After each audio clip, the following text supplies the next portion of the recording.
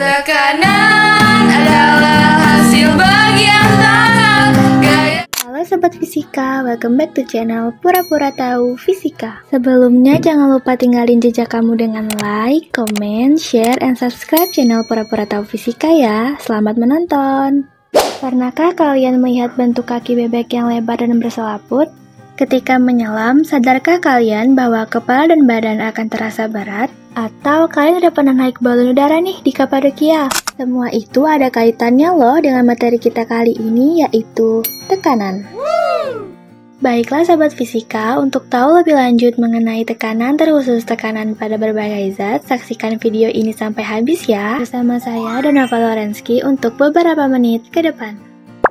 Sebelum itu, kalian udah pada tahu nggak sih apa itu tekanan?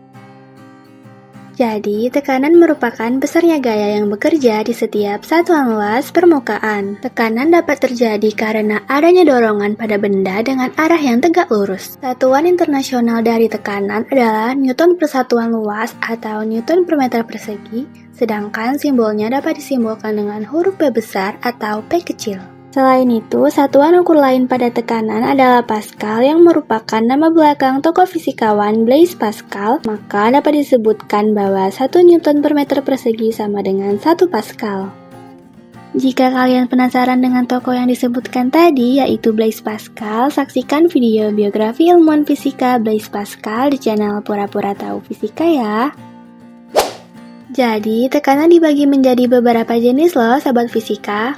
Di video kali ini, jenis tekanan yang akan dibahas adalah tekanan pada zat padat, tekanan pada zat cair, dan tekanan pada zat gas.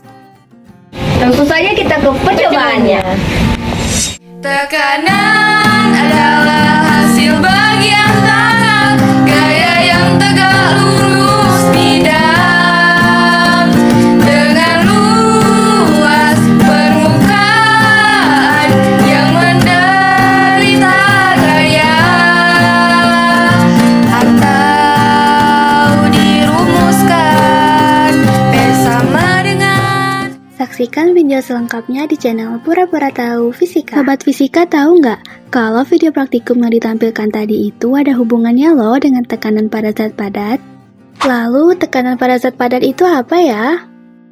Tekanan zat padat adalah gaya yang bekerja pada setiap satuan luas bidang tekan zat padat. Tekanan zat padat memiliki beberapa prinsip, yaitu yang pertama, semakin besar gaya yang menekan suatu luas bidang tekan, semakin besar tekanan yang dihasilkan. Yang kedua, semakin besar luas bidang tekan, semakin kecil tekanan yang dihasilkan. Sebaliknya, semakin kecil besar luas bidang tekan, maka akan semakin besar tekanan yang dihasilkan. Oleh karena itu, tekanan pada zat padat dapat dirumuskan dengan P sama dengan F per A, dengan keterangan P adalah tekanan dengan satuan Pascal atau Newton per meter persegi, F adalah gaya tekan dengan satuan Newton, dan A adalah luas bidang tekan dengan satuan meter persegi.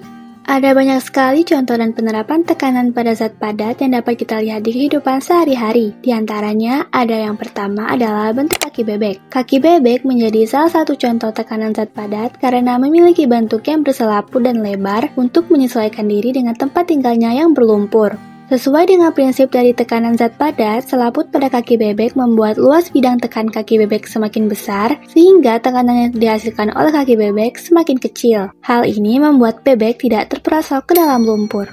Yang kedua adalah memotong buah. Kalian sadari atau tidak, kegiatan memotong buah termasuk ke dalam salah satu penerapan tekanan loh. Tekanan pada saat memotong buah adalah besarnya gaya yang bekerja di setiap satuan luas permukaan saat menggunakan pisau untuk memotong buah. Oleh karena itu, mayoritas kita pasti menggunakan pisau yang tajam dibanding pisau tumpul karena akan lebih mudah digunakan untuk memotong buah, karena memiliki ujung yang lebih tipis sehingga luas permukaan tekannya lebih kecil. Dengan demikian, tekanan yang diterima oleh pisau akan lebih besar, sehingga dapat memotong atau mengiris makanan dengan mudah. B. Tekanan pada zat cair atau tekanan hidrostatis. Secara definisi, tekanan pada zat cair atau yang lebih sering disebut tekanan hidrostatis adalah tekanan yang disebabkan oleh gaya yang ada pada zat cair terhadap suatu luas bidang tekan pada kedalaman tertentu. Salah satu prinsip dasar dalam tekanan hidrostatis yaitu tekanan tersebut akan bergantung pada kedalaman cairan. Dengan kata lain, semakin dalam benda tenggelam dalam cairan, semakin besar tekanan hidrostatis yang akan dikenakan padanya. Setelah terisi penuh dengan air, bukalah selotip hitam pada lubang pertama dan amati air yang keluar dari lubang tersebut. Lakukan hal yang sama dengan lubang kedua, ketiga, dan keempat. Nah, video tadi adalah salah satu praktikum tentang tekanan hidrostatis loh teman-teman. Yuk nonton video selengkapnya di channel Pura-Pura Tahu Fisika. Sekarang kita masuk ke rumus tekanan hidrostatis yang diformulasikan dengan P sama dengan Rho dikali G dikali H.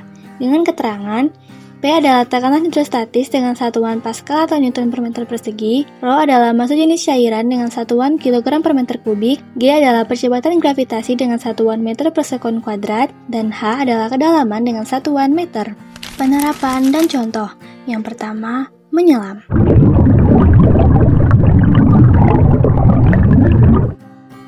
Saat kita menyelam di kolam atau laut, maka kita akan merasakan tekanan hidrostatis yang semakin besar jika kita menyelam semakin dalam. Tekanan ini akan meningkat seiring dengan kedalaman penyelaman. Di permukaan laut, tekanan atmosfer adalah 1 atmosfer. Saat menyelam sedalam 10 meter, tekanan atmosfer menjadi 2 atmosfer. Saat menyelam sedalam 20 meter, tekanan atmosfer menjadi 3 atmosfer.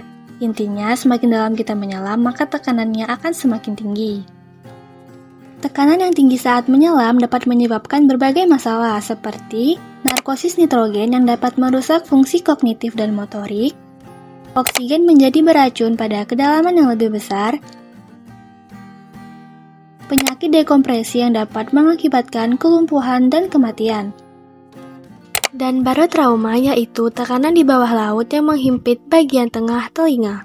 Ingatkah kalian kejadian menyedihkan yang menimpa Indonesia mengenai kapal selam KRI Nanggala 402 terbelah menjadi 3 bagian dan dinyatakan tenggelam pada 24 April 2021?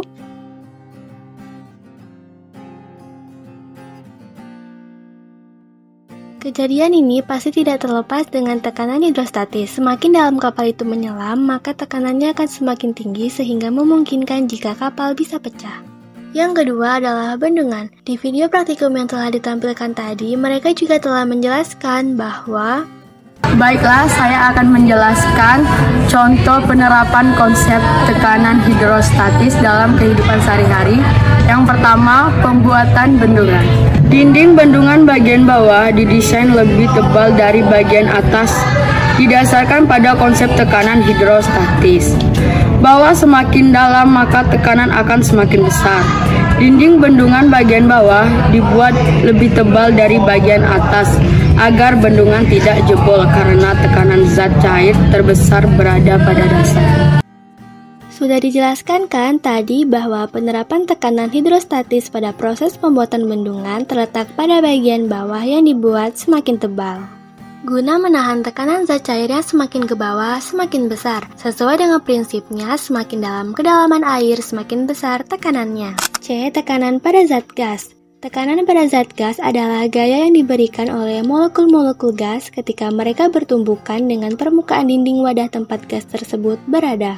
Tekanan ini dihasilkan karena molekul-molekul gas bergerak secara acak dan terus-menerus. Secara matematis, tekanan gas dapat dinyatakan dengan rumus P sama dengan F per A. Dengan keterangan, P adalah tekanan dengan satuan Pascal atau Newton per meter persegi, F adalah gaya yang bekerja tegak lurus pada permukaan dengan satuan Newton, dan A adalah luas permukaan dengan satuan meter persegi.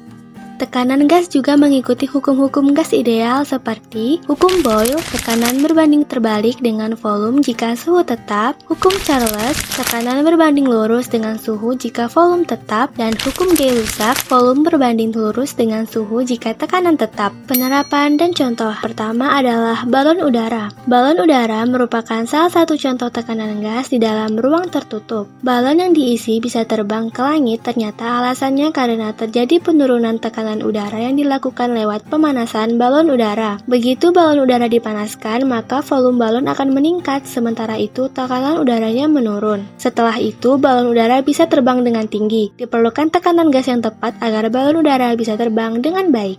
Yang Yang kedua, pakaian luar angkasa. Kenapa ya astronot harus mengenakan pakaian luar angkasa? Ternyata dalam kondisi udara yang berbeda ada risiko darah dan cairan tubuh manusia bisa mendidih dan mengakibatkan tubuh terluka. Karena itu, pakaian luar angkasa dibutuhkan untuk menjaga tubuh astronot. Dibuat dengan hukum Boyle, pakaian luar angkasa bisa mengembang hingga tanpa batas saat berada di antariksa atau wilayah hampa lainnya. Tekanan gas yang berbeda di antariksa dapat membahayakan manusia, karena itu pakaian luar angkasa sangat dibutuhkan. Oke sobat fisika, jadi kalian udah pada ngerti kan tentang tekanan pada zat padat, cair, dan gas? Yuk nonton video pembelajaran tekanan lainnya di channel Pura-Pura Tahu Fisika. Semoga pembelajaran ini bisa menambah wawasan dan menjadi langkah awal kalian dalam menggapai cita-cita ya. Terima kasih sudah menonton, sampai jumpa lagi. Gak mau banyak